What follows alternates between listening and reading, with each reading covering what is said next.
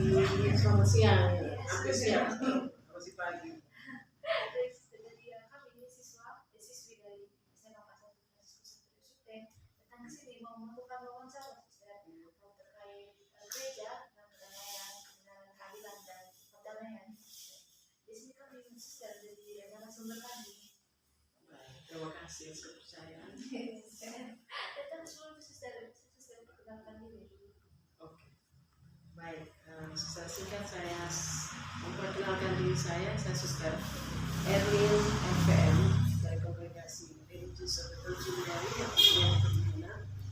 Saat ini sebenarnya saya datang untuk libur, keluarga 3 bulan dan tugas saya saat ini itu di Afrika Barat, Ghana, Afrika Barat sebagai misionaris. Terima kasih.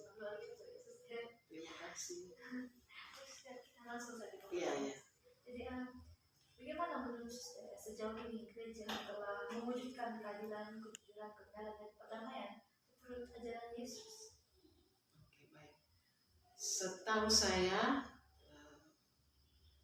berdasarkan pemahaman pengetahuan saya tahu bahwa gereja Katolik itu sudah dari dulu sejak awal itu sudah mengambil bagian dalam mempromosikan keadilan dan perdamaian untuk dunia. Yang paling pertama itu saya tahu bahwa dalam gereja Katolik sejak dewan ada salah satu dewan yang disebut Dewan Kepausan, itu yang dibentuk di Roma oleh Paus sendiri dengan dewan-dewannya para kardinal paus itu dewan itu disebut Justitia et Pax atau Justice and Peace. Itu berbicara tentang keadilan dan perdamaian, dan dewan ini membantu Justice and Peace ini sangat membantu untuk memperkenalkan pembelajaran tentang bagaimana gereja itu membantu menanamkan, menumbuh kembangkan keadilan dan perdamaian di dalam dunia.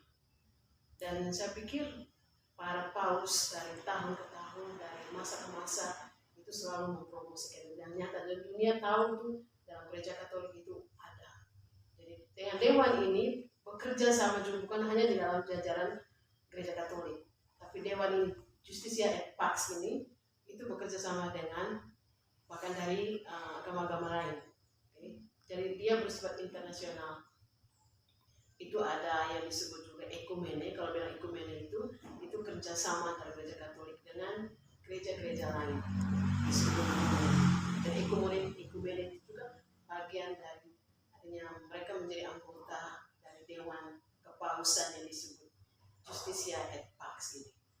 Selain itu tentu untuk mengaplikasi atau sebagai praktek dari apapun tujuan dan visi dan misi dari dewan ini, para religius, para suster, para frate, para bruder, religius dari berbagai macam religius itu, saya pikir mereka juga punya karya-karya yang nyata yang kita promosikan keadilan dan perdamaian. Sebagai salah satu contoh itu misalnya ini Scalabrinian, kongregasi Scalabrinian itu salah satu spiritualitas mereka itu karena mereka untuk membantu para imigran. Para imigran ini kan mereka butuh bantuan. Jadi juga melibatkan keprihatinan, solidaritas kepada semua orang yang membutuhkan bantuan. Jadi keadilan juga ada di dalamnya. Ada juga biara-biara juga yang mendukung. Biara saya juga contohnya FPM ada di Taiwan. Mereka itu juga membantu orang-orang yang dikatakan yang selain para imigran, para suster kami orang Indonesia di sana, mereka membantu orang-orang yang tidak mendapatkan keadilan dalam kehidupan masyarakat. Jadi masih banyak kongregasi, masih banyak biara yang bertekun dalam cara itu sebagai aplikasi untuk mewujud nyatakan visi dan misi dari Dewan Kepausan yang kita sebut dari Justitia et Pax. Saya pikir itu.